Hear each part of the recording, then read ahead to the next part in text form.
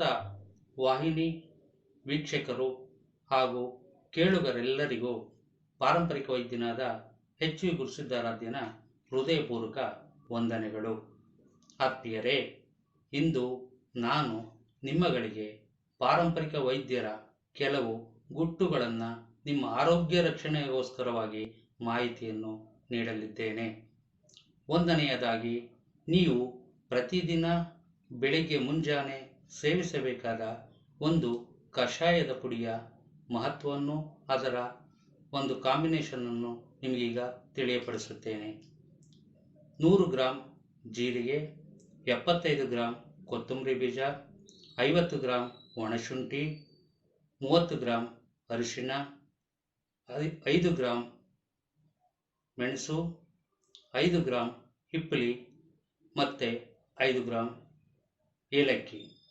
ಇವುಗಳನ್ನು ಒಂದು ಹದವಾದ ರೀತಿಯಲ್ಲಿ ಹುರಿದು ಇವನ್ನು ಮಿಕ್ಸಿಯ ಗ್ರೈಂಡ್ ಮಾಡಿ ರುಬ್ಬುವ ಮೂಲಕ ಪೌಡ್ರನ್ನ ಶೇಖರಣೆ ಮಾಡ್ಕೊಳ್ಳಿ.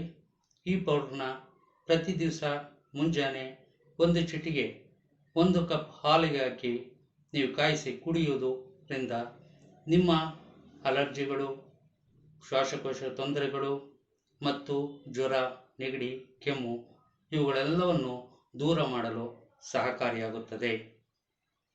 ಎರಡನೆಯದಾಗಿ, ಪಾರಿಜಾತ ಎನ್ನುವ ಗಿಡ, ಇದರ 2 ಎಲೆ, ಒಂದು ಸ್ವಲ್ಪ ಶುಂಠಿ ಹಾಗೂ ರುಚಿಗೆ ತಕ್ಕಷ್ಟು ಬೆಲ್ಲ, ಇವುಗಳನ್ನು ಮಧ್ಯಾಹ್ನ ಒಂದು ವೇಳೆ ಒಂದು ಹೊತ್ತು 1 ಕಪ್ಪು ಕಷಾಯವನ್ನು ಮಾಡಿ ನಿತ್ಯ ಸೇವನೆ ಮಾಡಿ.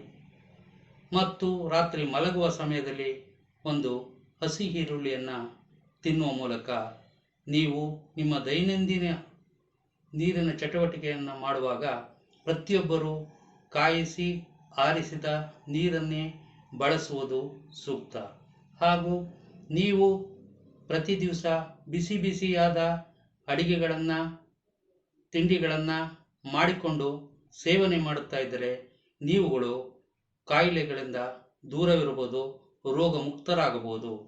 ನಿಮಗೆ ಹೆಚ್ಚಿನ ಮಾಹಿತಿ ಬೇಕಾದಂಥ ಸಂದರ್ಭದಲ್ಲಿ ಪಾರಂಪರಿಕ ವೈದ್ಯ ಎಚ್ ವಿ ಗುರುಸಿದ್ದಾರಾಧ್ಯ ದೂರವಾಣಿ ಸಂಖ್ಯೆ 9901010013ಕ್ಕೆ ಕರೆ ಮಾಡಬಹುದು.